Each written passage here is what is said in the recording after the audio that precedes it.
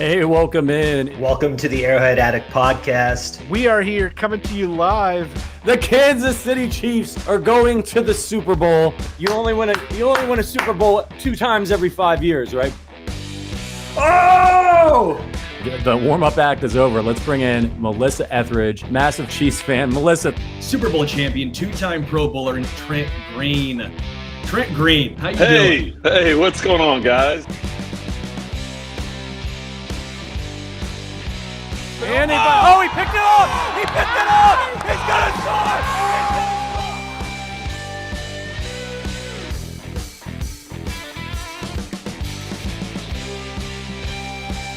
And we'll see you next week. But until then, as always, go Chiefs.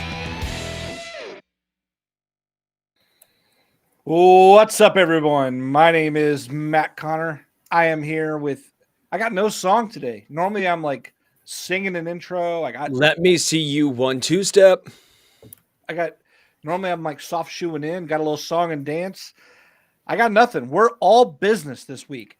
Game on Sunday, game on Thursday, no rest for the wicked. I got no time to think of these things. I'm too busy worrying about keeping Justin Ross at bay and what we can do about it. So, yeah, I'm here with my pal, Sterling Holmes, as always, along with our special guest of the night, Stacy Smith, Arrowhead Addict contributor. First of all, I'll go guest first. Sorry, Sterling. I'm going to make you wait a minute. Stacy, how are you tonight, my friend? Good, man. Good. How are you?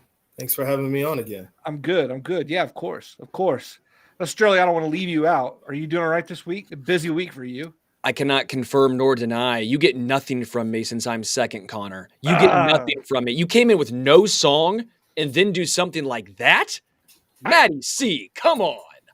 I'll say this. I'm a little injured after I did a super semisonic closing time version with Patrick Mahomes in the lyrics last time, and no one seemed to care, even though I spent way too much time in the bathroom thinking about such things. Anyway, that doesn't matter. We'll get to it, folks. We got a lot to talk about, breaking down the Minnesota Vikings victory, breaking down the future Denver Broncos victory. We got a real chance to bury Denver very early with 2 games in the next 3 weeks. We're going to be talking a lot about that. We'll also be getting to some of the moves we want to see them make. But before we do, we have some bets we actually hope that you will make. Yeah, DraftKings is running a new promotion, and let me tell you right now, if I was not already subscribed to DraftKings, this is it. This is the one. New users can place a $5 first bet to instantly claim $200 in bonus bets. Not only that, you will also be rewarded with a separate no-sweat single-game parlay every single day when you opt in. All you have to do is sign up with our code Arrowhead. Using our code Arrowhead not only gets you these great bonuses, but also directly supports our podcast. If you've been considering signing up for DraftKings, make sure to use the code Arrowhead to maximize your first bets and parlays. Offers available to new customers who are 21 plus and physically present in legal gambling states. Please remember to always gamble responsibly. Check the episode description for the full terms of the offer to see if you qualify. Nice. By the way, bonus bets, that's like compensatory picks. If you want to feel like Brett Veach and get like these bonus picks, that's how you do it, folks. DraftKings.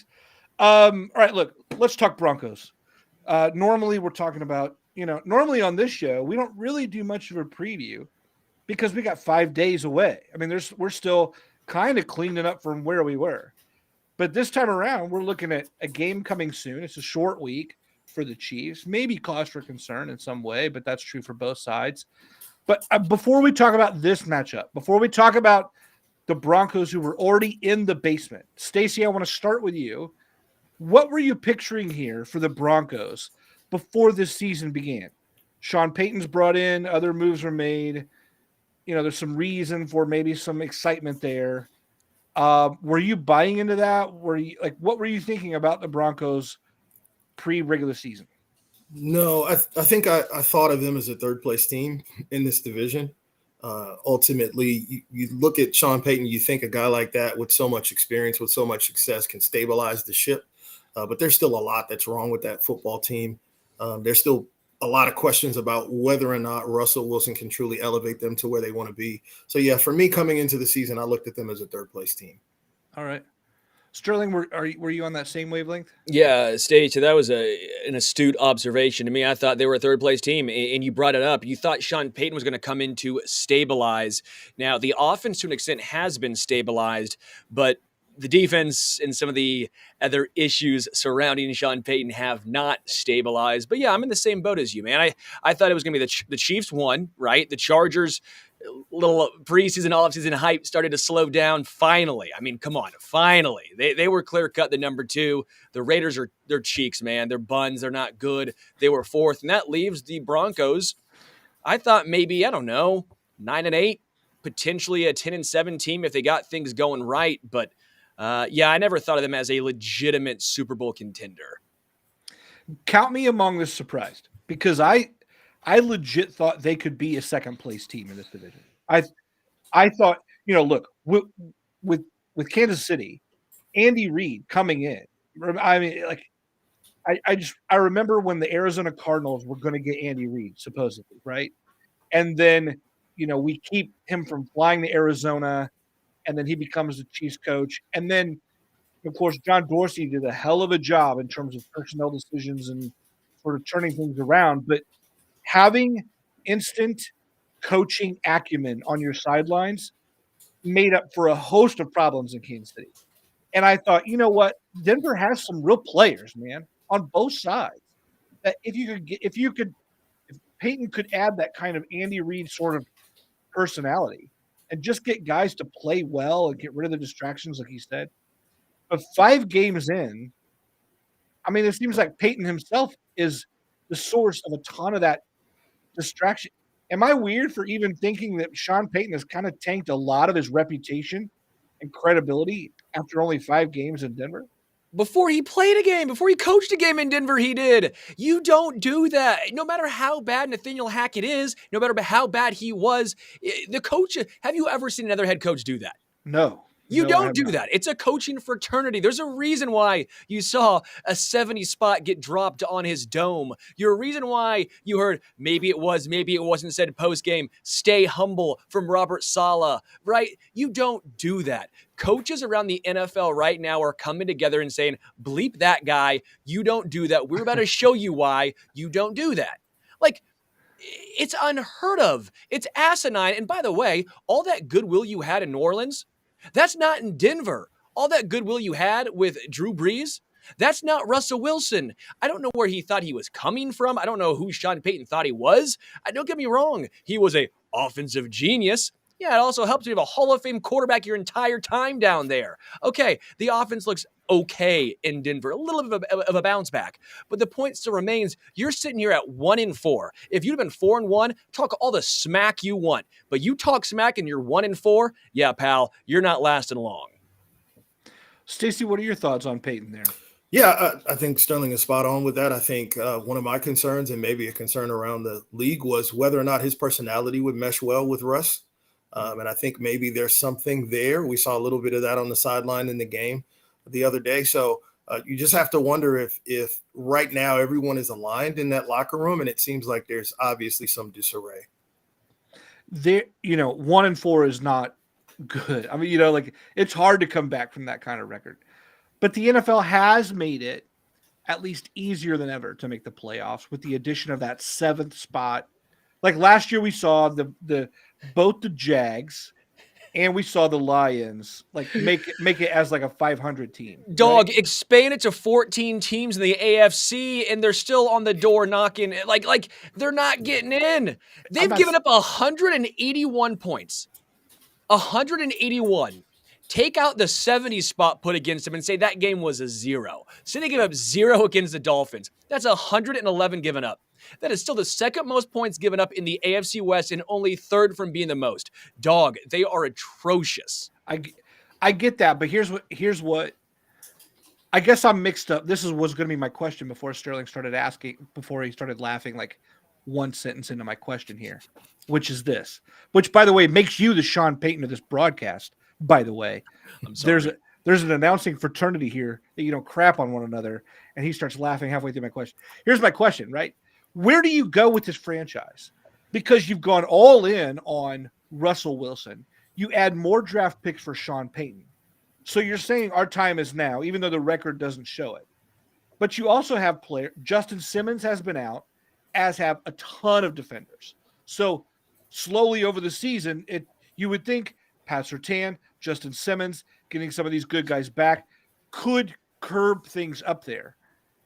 And I may have hope, even at 1-4, despite what Sterling says, if I didn't have to face the Chiefs in 2 of the next 3 games. So whatever little shred of hope there is gone. But I'm looking at the way this team is constructed and thinking, if you sell off some parts, what good does it do you? You've gone all in on like coach and QB. Like I don't know. I guess I'm just wondering, even from your perspectives, Stacy, I'll just lead out with you. When you look at that whole roster construction and even like it's just one big, like, what in the world does a person start to do here with the mess? Yeah, I'm not sure. Honestly, they're tied to Russ. If memory serves, they're tied to Russ for the foreseeable future in terms of that contract. It's a lot of dead money. So I'm not sure where the light is at the end of the tunnel for this team. Payton's going to be there. Russ is going to be there. I guess the hope is that you infuse the team with more talent and hope that you can build up the cast around Wilson and build up this defense, which has some talented young players on it. But I'm not sure I see this trending upward for them in the next year or two. Yeah, with Russell Wilson, the potential out is 2026, and that's still $32 million is a dead cap hit. That is the potential out.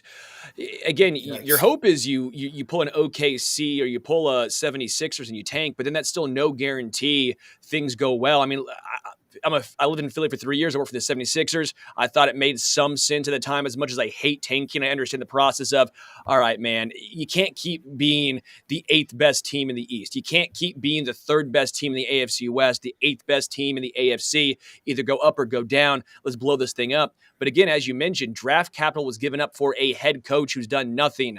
You have Russell Wilson who's done nothing. There's no out until 2026. I mean, yeah, you can still go out and get, let's just say they end up with one of the worst records in the NFL. Maybe you get Caleb Williams. Maybe you get Drake May. But then you also have to realize you might have to give a king's ransom to get that the Bears are going to have 2 top 4 picks realistically. Arizona's going to have, 2 of the top picks in the NFL as well. I just don't know where they go. I'm with you. You almost have to try and keep doubling down, but you keep digging yourself deeper and deeper and deeper. Again, the only hope is you're saying, all right, Russell Wilson has actually reverted back to some of the norms in Seattle. Like you look at some of the underlying numbers, I'll give Payton and the offense a little credit here. He has reverted back with a lot of injuries and not some great weapons out there, okay? Jerry Jeudy has not even begun to get going, and he's still putting up some decent, not spectacular, but decent numbers. It's that defense, man. I don't know how you fix it. That is absolutely atrocious. I have no idea what you can do. Get Pat Surtain back. He ain't stopping you from giving up a 70 spot. 31 against Zach Wilson. I mean, I have no idea where the defense even looks to go from here. Yeah. Yeah, it's bananas. Of course, if you're in Chiefs Kingdom, you love this whole discussion because the thought of Denver being without even a sense of, oh, here's where we're going for the next few years, just kind of floating in poor to mediocre land is exactly where you want to see them. It also makes the AFC West fairly easy to win or at least compete inside. Let me wrap up this one part of this with Caleb Williams. You brought him up, right? I mean, look, I don't want to say I'm afraid of anybody. We have Patrick Mahomes, and that's that. And the Chiefs are deepest. The Chiefs are tough. The Chiefs are the dynasty. They're not afraid of anybody. That said, if I want Caleb Williams anywhere in the NFL, where I don't want him is the AFC West. If you're watching him, he is a very special talent. I don't think any of us would debate that. What are your thoughts on him entering the division next year? Sterling. I don't think he's going to be, first and foremost, as I mentioned, elated. The Bears, the Arizona, there's going to be too much of a leap for the Broncos to get into the top 1. Let's be real, top 1. Let's just say, though, for the sake of this equation, he does get there. Good for him. Good for him. Doesn't help the Broncos. Doesn't help the defense. Doesn't help not having weapons. again, they have so much money tied up to poor contracts. Not just Russell Wilson. Look at Mike McGlinchey. He's been brutal at tackle. They were trying to fix the offensive line. That was a horrendous pickup from them. Everything the Broncos have done has backfired. Don't get me wrong. Caleb Williams is a great talent, but you're looking at rookies around the NFL right now. They still need to have some talent, some guys around them to succeed. Broncos just don't have it. Stacy, what do you think? Could be with the Raiders too. Yeah, I think I tend to agree with Sterling. I think, he's a special talent, absolutely. But I think a big part of it is fit, right? And if they don't have the right direction for that team, you can see premium talent being squandered, much like what's happening in over with the Chargers with Justin Herbert. And so you just wonder if he would be the singular fix for what seems to be some organizational trouble. And I'm just not sure. I'm also not sure the Broncos will be quite bad enough to really be in position to take him. Yeah. Yeah, when they get some of these guys back, they may end up winning some games that, kind of gets them to the 5 to 6 win range and picking like the best linebacker or something like that, Yeah. Let's move forward. Okay, so the Chiefs are going to play, and then they're playing him on a short week. I want to talk about short week concerns because this is a concern. Against, like, it's not like the Broncos are the concern, but a short week itself is a concern. And really, I want to talk to, the biggest name that we're talking about here is really Travis Kelce, as, he was injured, then comes back. What a heroic showing on, I just couldn't believe it. I thought, of course, this is part of the script here, that he would like come back and even score a touchdown. But again, this is a short week there. Stacy, what are your thoughts on like Travis practiced today? He was taped up, which Did you see the tape job? Do you see how it was 3 rolls of duct tape down there? I mean, he seems very intent on playing in this short week and probably could get away with resting him. What would you do if you were Andy Reid in this situation? And what are you thinking about having him out there even in practice? I think if it's up to him, he'll be out there. I think certainly Andy Reid's going to have concerns. It's a short week, so they didn't practice Monday, so you didn't have the opportunity to see him. You're only going to have a couple of chances to do that. So I think Reid will probably defer to him. And if he thinks he can protect himself and get through a game without aggravating the injury, I think he'll play. I think it's a safe bet that he'll play. It's really difficult because as an athlete, you want to play. I don't care how injured you are. You understand you're making a bleep ton of money. The majority of the greats, and Travis Kelce is one of the greats. It's legacy, it's numbers, you have that mindset. Kelce's going to do everything in his power to try and play. You saw him practicing. I was joking with the tape job, but how many guys would go through practice and go through the effort of taping that thing up when you're this far into your NFL career? I mean, seriously, I'm not going to say I guarantee because I'd be lying. I'm saying there's a very good chance the Chiefs probably said, hey, dude, if you want this day off to just relax, rest, dude, we totally get it. And Kelce's probably sitting here going, you know what? Screw that. I'm putting enough tape on my ankle that could be used to fix a car. Like, he's going to try. And whether he is effective or not, does it matter? I know Thursday night games and Thursday games just in general have been always so close because of the short preparation. You're still banged up. It makes good teams and bad teams come a little closer together. But just having the threat of Kelce on the field, you watched at the end of that game, he wasn't moving great, but you saw Noah Gray open a decent amount underneath. He still opens up the underneath routes for Kansas City. So if Kelce still plays but is not moving very well, I still think it gives the Chiefs a huge edge. I like what you're saying there. I do like what you're saying there. I think you're right. And I'm shocked that he's not taking the week off or like of practice. He doesn't need to practice. He's faced Denver so many times in his career. There's like not much new here to get ready for. And also majority of teams give their veterans like the Wednesday off. Like they allow them to take the first practices of the week off. So it wouldn't even have to be a short week thing. Just the fact that he came up, just the fact that he's walking gingerly or something like that should be enough for him not to be out there. That he's out there, I think, proves what Stacy said, which is they're letting Kelce completely own his own situation. Like it or not, even maybe even Andy Reid would say, I don't like it, but I'm not rolling any other way with Travis Kelce. And that's the way we roll with Travis is I don't save him from himself. I let him save himself from him. Now I'm like saying weird things, but you know what I'm saying? Let's go to the comments on just a few of these real fast. Sean Browning says Kelce's hardcore and hard charging. He ain't a quitter. Right on there. Angry Drunken German says Gray could use the time as well. He's looking really solid this year. I would agree. If it was me, I would save him from himself and tell him to sit down for a week. But of course, that's why I'm sitting here in this chair and not in some chair in Arrowhead. Ronald Rodriguez says, I anticipate Andy will have him on limited snaps until the game looks really close. Probably a good idea there. Jay Brickman, Kelce didn't get hurt. He rolled his ankle. Stop worrying about it, people. All right, there's a sunny side up. Yeah. And then Phantom 1090 says, keep Kelce out if he needs the rest. Mike Taverner Media, by the way, I think the Kelce injuries are starting to pile up. I think we need to use a real draft pick on finding a replacement for him. What do you two think of that? This is the second semi-injury in the first 5 weeks of the season. Sterling. Yeah, I wonder, especially with lower body injuries, if that is a sign of the inevitable, the aging.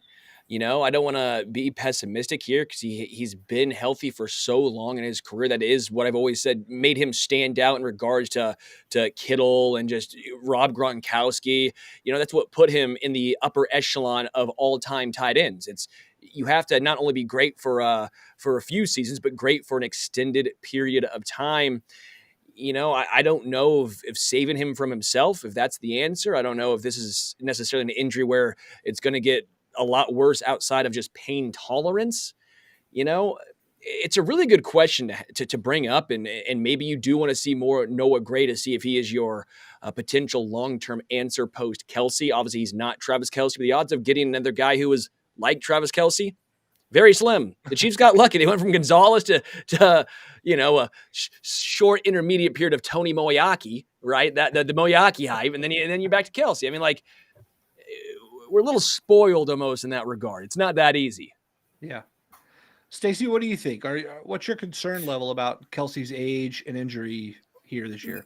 It's not high. I think, obviously Father Time is undefeated. So at some point it's going to catch up with him. I'm not sure that what we've seen so far is evidence of that. I think what happened on Sunday was kind of a freak thing with turf. Those things happen. So I'm not really concerned that this is the year where we're finally going to see him have significant injuries costing him to lose time. But obviously he's not getting any younger. So at some point you got to be ready to move forward. So they're going to have to. I'll agree, Stacey. Sorry, very quickly, didn't mean to cut you off, but you brought up a good point. You said, I think you said turf, and you're right. It happened on turf. The big debate: if that's on grass, does Kelce get injured? You said it was a fluke thing. I'm with you. If that's at Arrowhead, does the grass just go out from underneath him and he's fine? But because it was on turf, that could be the issue here. So I'm almost sitting here saying, I'm fine. Let him play on grass. You play any spot that has turf. You sit Kelce, say, we're going to save you, my guy. Which, by the way, if you're a Minnesota fan and you just lost Justin Jefferson in much the same way, aren't you like ready to burn that stuff I mean, you lost Dalvin Cook for a full year. They lost Mike Hughes in the past to ACL injury. It's not like it's just their opponents who are coming in and don't know how to play on it or something. I mean, it's ruining their own team at this point. Just for a cheaper or more efficient something from an owner. I know they're going to replace it next year, but yeah, I would be livid as a fan if my team was making that much money and being that cheap about the field. To bring that up. Let's talk short week here. Other concerns other than Travis Kelce. When I was watching on Sunday, I wondered what you guys thought of this. There were a few moments when I was like, why is that guy playing so much? It actually happened 2 times for me. When I'm watching the game, I'm thinking, I'm seeing a lot of Malik Herring on the field right now, more than normal, more than like a handful of snaps. And then also I thought it every single time I saw Clyde Edwards-Helaire run the ball for 1 yard, right? And the worst, I even made a joke about this on Twitter because it was the Justin Ross long touchdown or the long first down reception. And then the very next play was Clyde for a yard. And I was like, boy, that's like the best way to get emotional whiplash is cheering for Justin Ross and then watching Clyde take it for a yard. Then it occurred to me, because we weren't seeing much of Jarrett McKinnon. We were seeing Malik Herring. I started looking at the snap counts after the game, and sure enough, I was right. Malik Herring was playing a lot more, but Felix played a lot more. And then if Clyde's getting some more touches, it made me think, I wonder how much Andy or Big Red, how much is Big Red setting up here for Thursday night? Maybe not playing McKinnon as much, maybe not playing some of his edge rushers as much, giving some lower tier guys more playing time, knowing that they all got to go back out in 4 nights and do it all over again. Was that occurring to you? What'd you think of the use of Clyde? What do you think of any of that? Stacy, I'll go to you. I think there might be a little bit of load management going on. I'm not sure that it's specific to the short week. I think maybe just season in general, right? Specifically, Jerick McKinnon's talked about it in an interview. I think in terms of the defensive line, that might just be missing an extra body, right? At this point in the season, they might be feeling the effects of not having another body for that rotation, right? So they're really, really going to look forward to Charles Omenihu coming back here very soon. So I'm not sure it has as much to do with the short week as it does with just the overall season plan for trying to keep everybody healthy and fresh. Sure.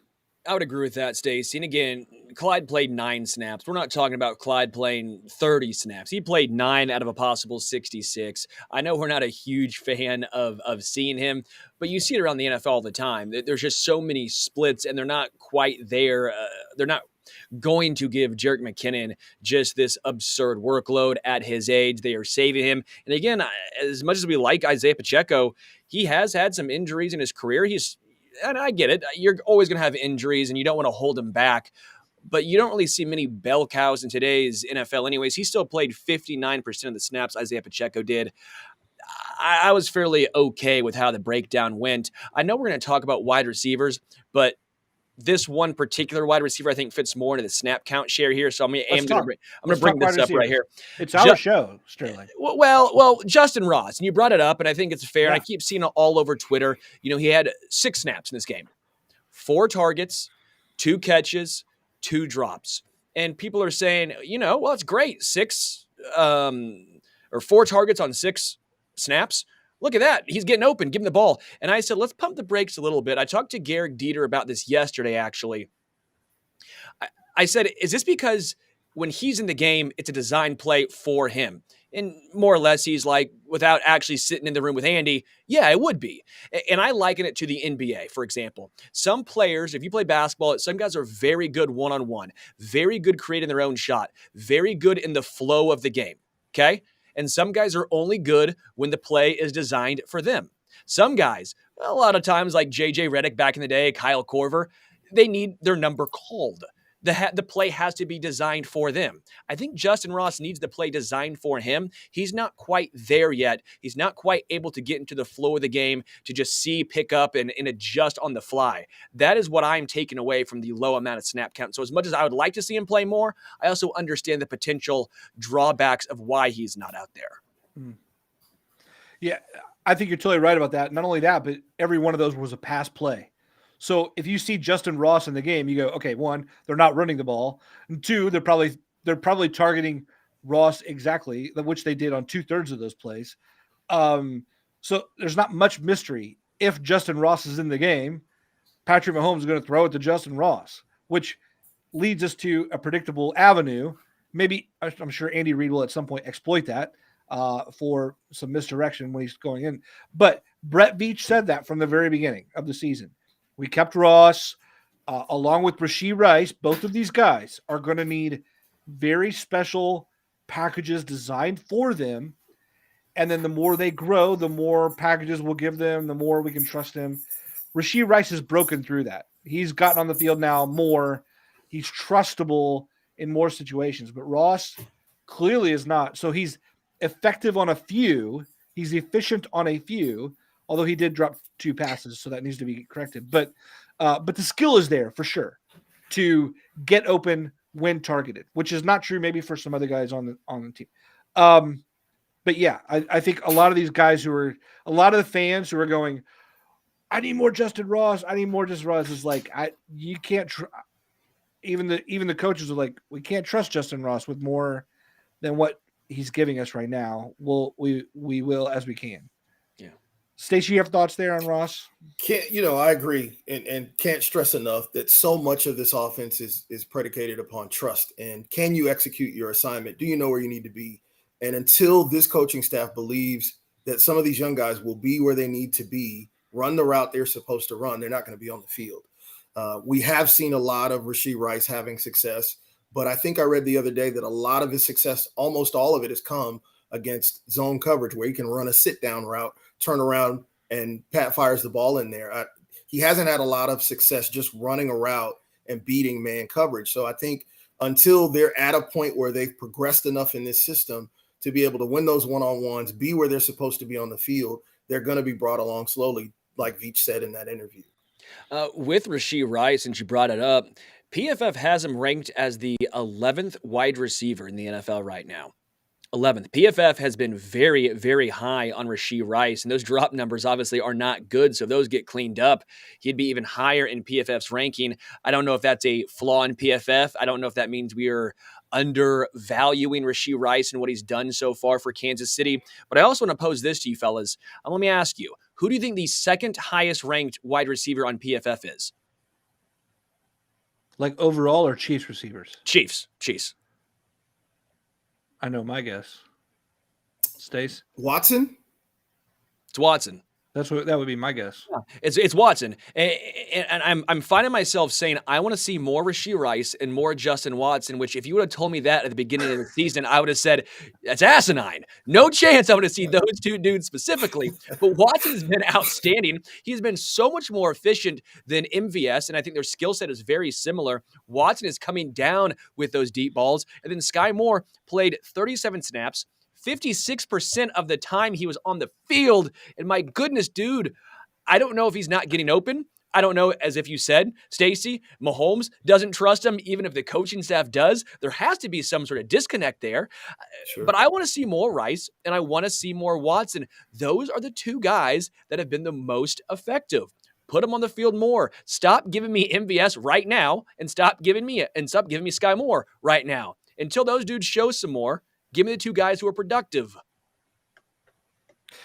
I'm with you, man. I'd love to see those guys. I love when Watson climbed to get that catch late in the game, converting an incredible. I mean, to me, that was the play of the game. It was like Kelce's touchdown was amazing. There were several other plays that were key to the game, but to me, that was the play because we were choking early in the third quarter, like that drive was stalling. The screen to what was like a tunnel screen or something to Kadarius Toney goes nowhere. Pat took the sack on the first play. I think that's right. Like it was like a 3rd and 18 or something, right?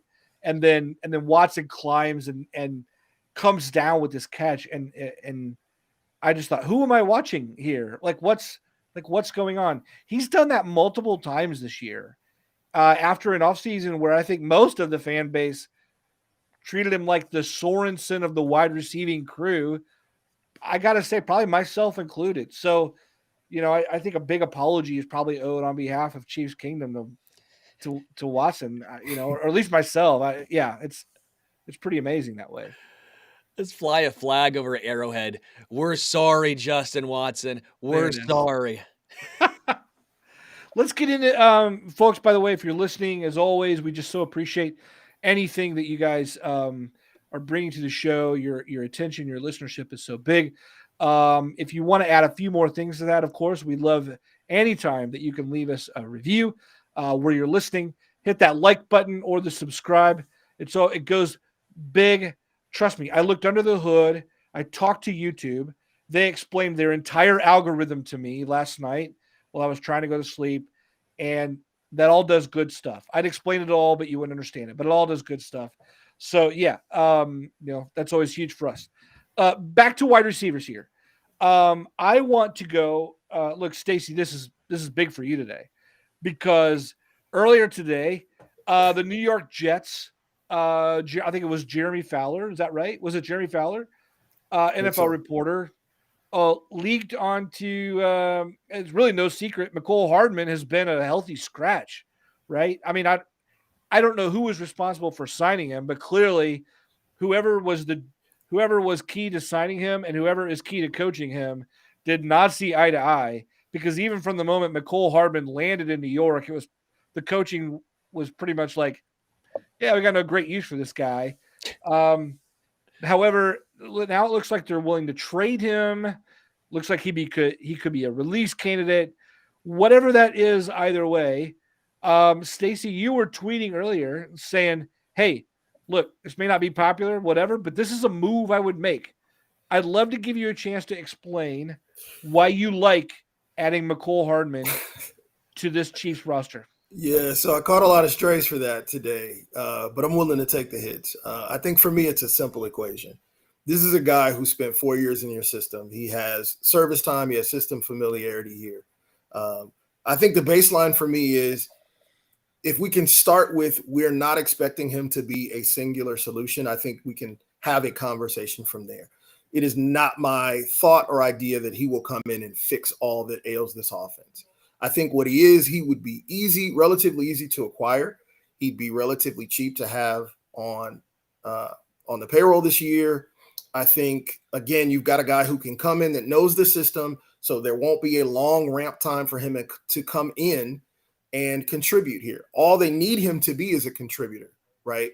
I think he's contributed in years past. We've seen it. Certainly, he's not a great route runner. Certainly, there have been times where he has not been on the same page with Patrick Mahomes.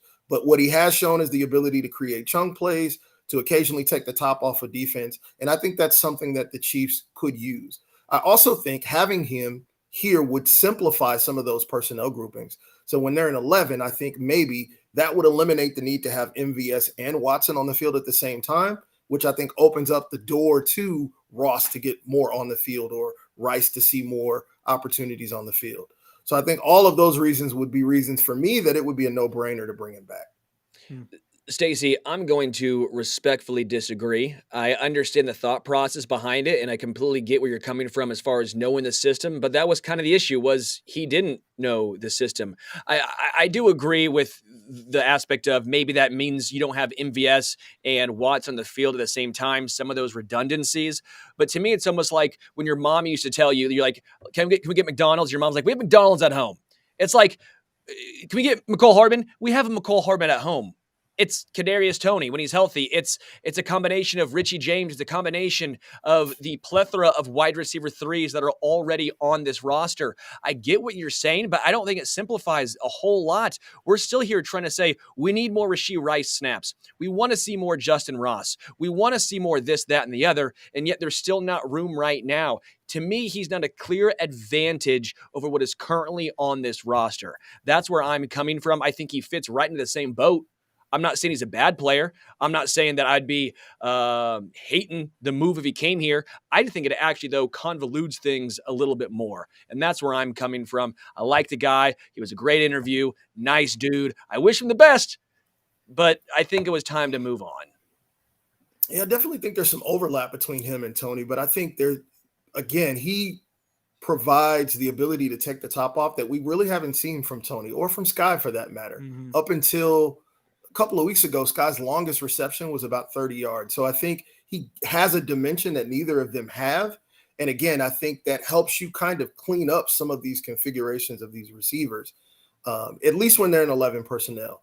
Again, he doesn't need to be a savior. He needs to be a contributor here. And I think if you bring him in, the only person he's really going to cancel out is, I think you bring him in place of Montrell Washington. He still has ability to return punts. So he's not going to take anything off the table. He's not going to take anything away from Sky per se, or from Toney. And I think having him there would free Toney up from some of those jet sweeps, those flares, those quick outs, to allow him to have some other route concepts and do some other things at other points on the field.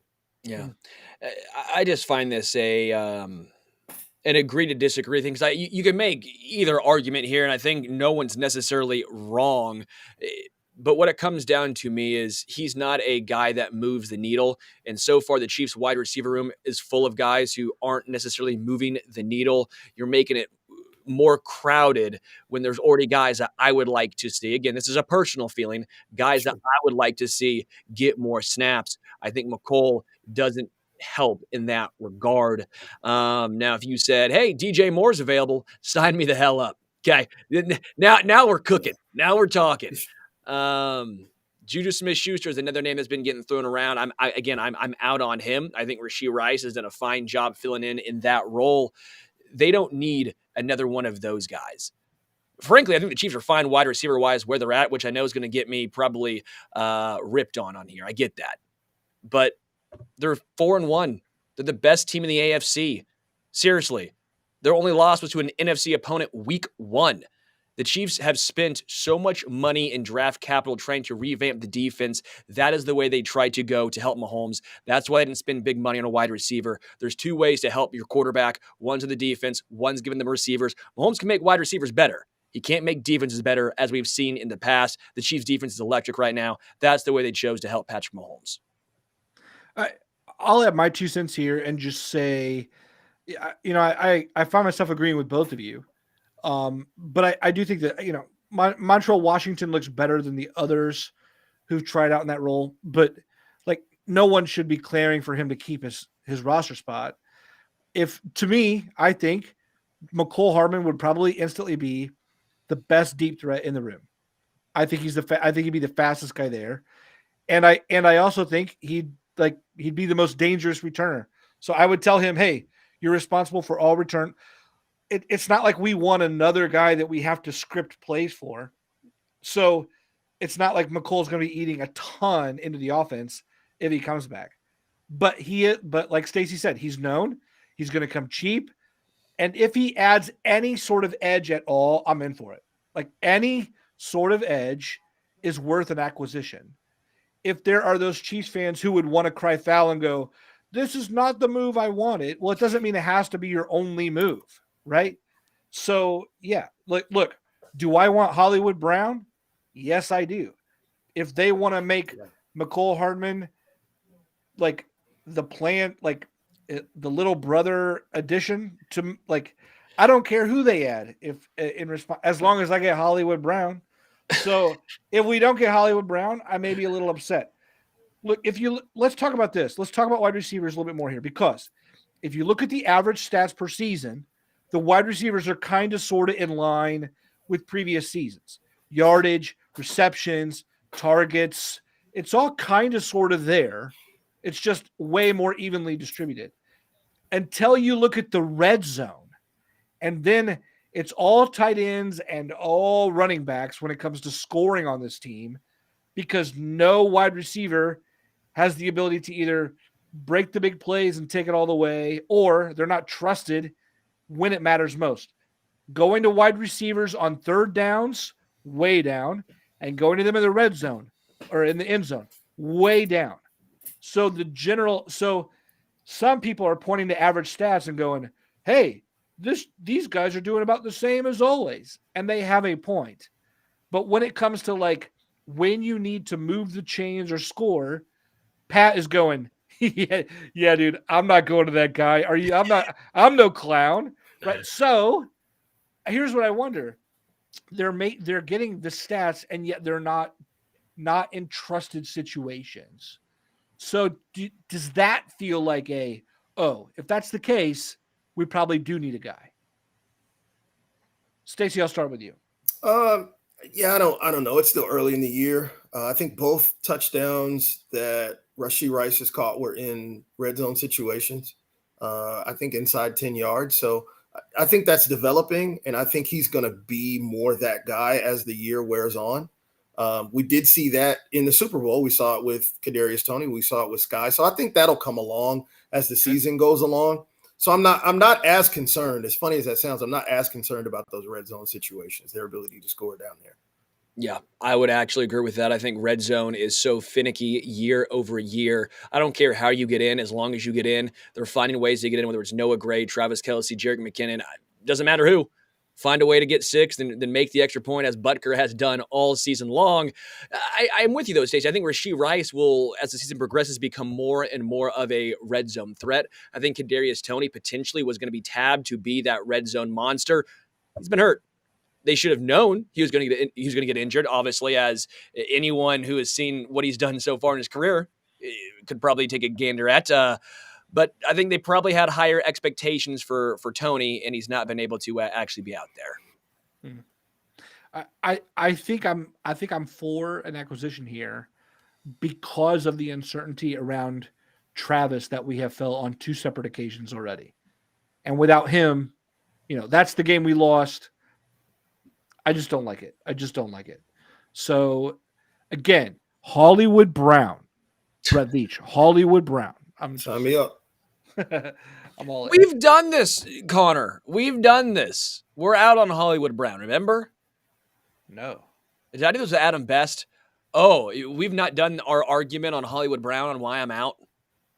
I don't think so. He's entering the final year of his contract. Are you going to Sean Payton me again in one episode? You think that dude is not going to want 20 plus million? I'm in. You're going to pay 20 plus million for Hollywood Brown. Your market is going to be over 30 million. The high market now is 30 million. Next year's free agent market is going to make that 32 or 35 for tops guys. Of course I'd pay 20 million to somebody. Oh, not to him though. Nothing is Hollywood. Not to a volume guy who's only 26. Oh yeah. Who's been pretty. Please don't make me spend that money on a guy. I'm just saying, I think the money could be spent better elsewhere, is all I'm going to say. How about Mooney? Chicago. He doesn't move the needle a ton for me personally. I got to go through the free agent list. I know Hollywood Brown's going to be the guy. I think it would cost too much, though, to trade for Hollywood Brown.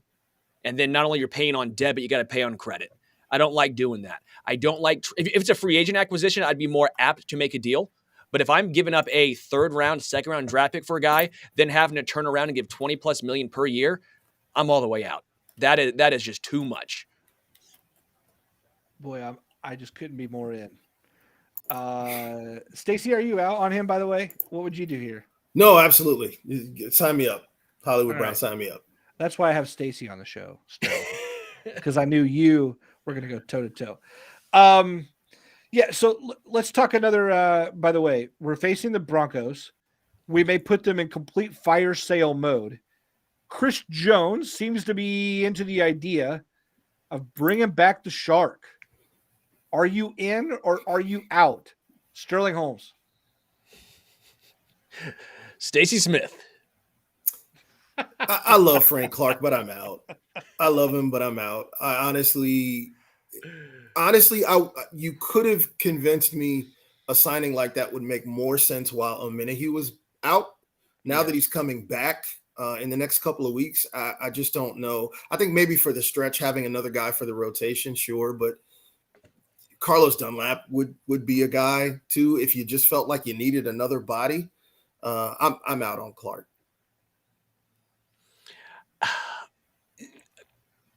It's so hard. Because I like Frank Clark and I want him in the playoffs. And I love playoff Frank Clark, but the defense is looking so stout right now.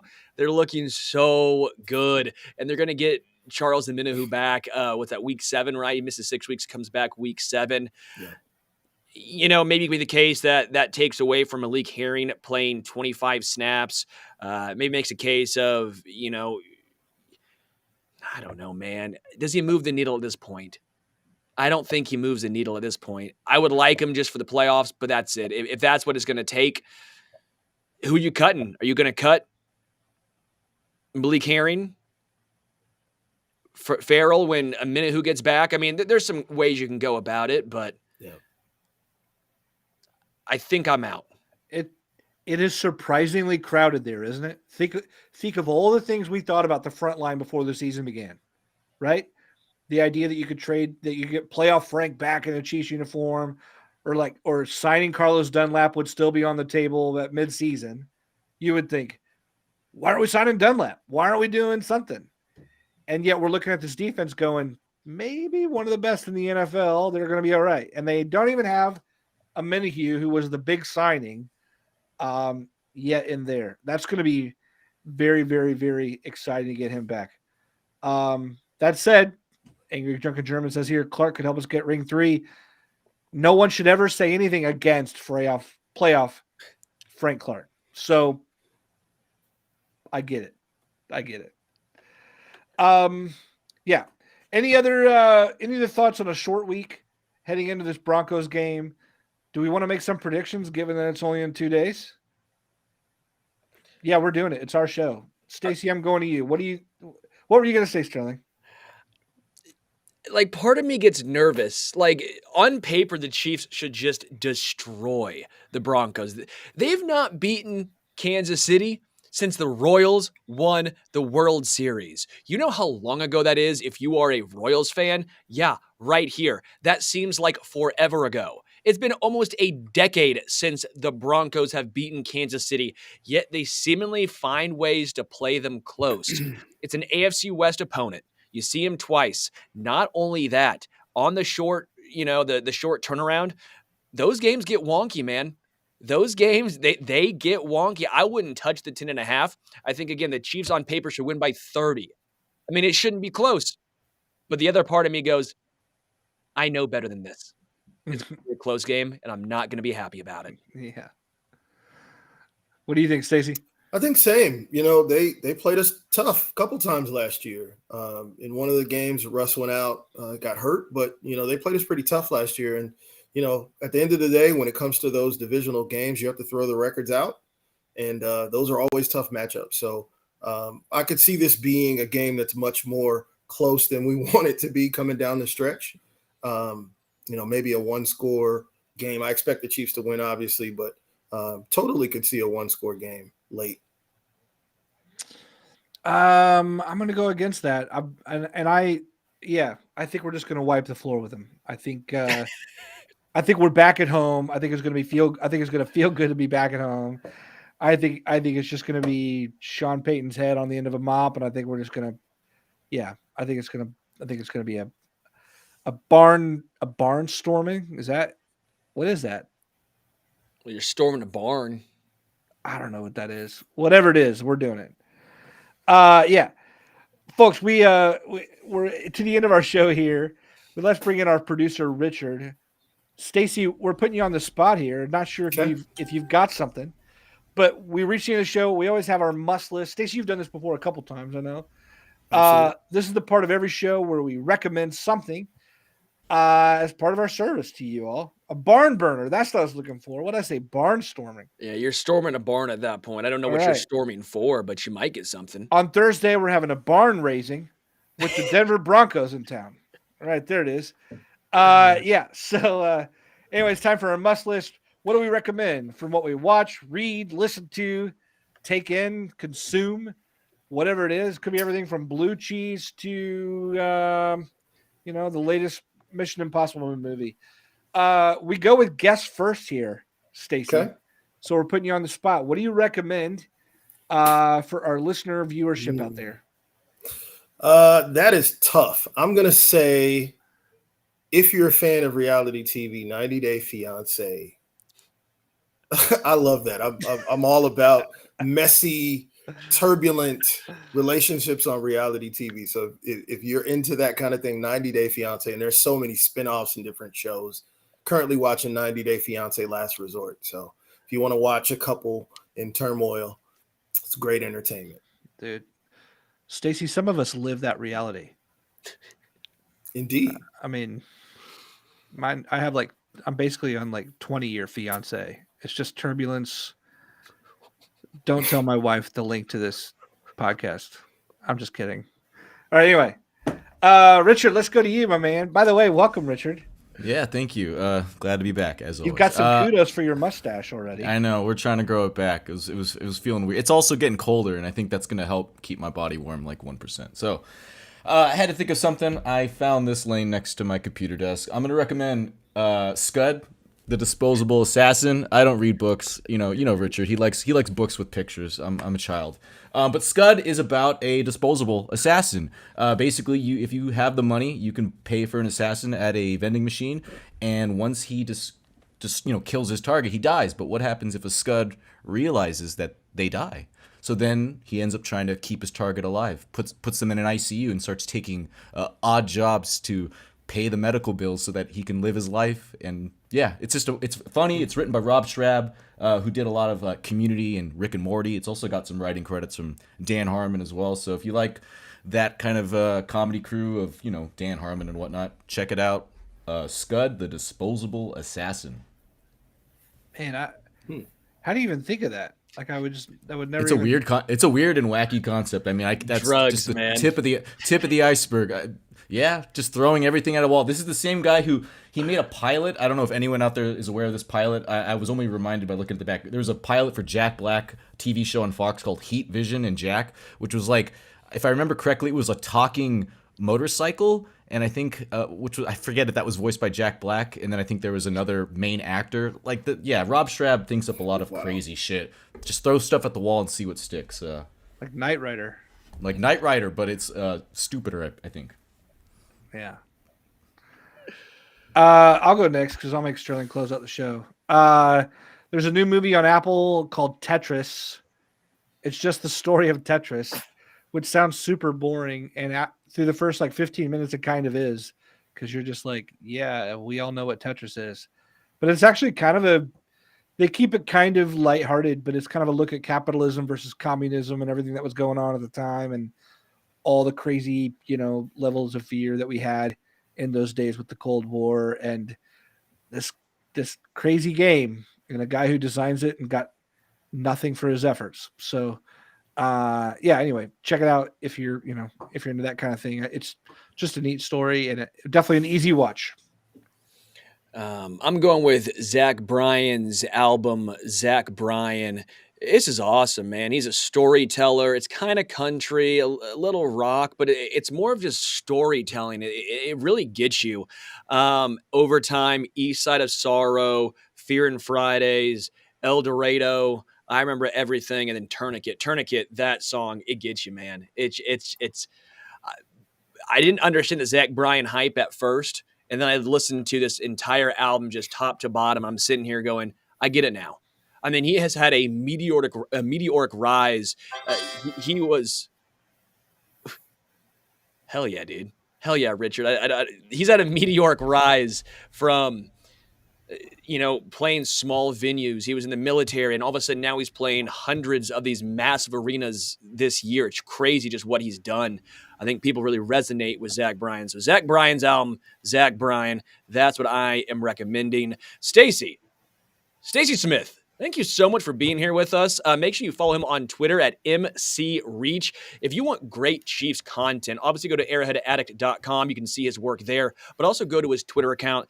Dude is not afraid to give his opinion. Obviously, we disagree on Mecole Hardman, but you do it in a very nice way. You have a great layout of why you choose to take a certain side. Always appreciate Stacy coming on. Richard always gives us the absolute weirdest, and I mean the absolute weirdest must list, but he's got a great mustache, and he's the best producer, east or west of the Mississippi. Matt Connor's got a great beard. I love the beanie today. Matt Connor, I love doing this show with you, man. It's always a great time. And to everyone who listened, everyone who's hanging out with us, everyone who wants to throw us a like, who drops a chat, all you guys, thank you so much. We'll be back tomorrow with Adam Best and myself. Until then, we are out.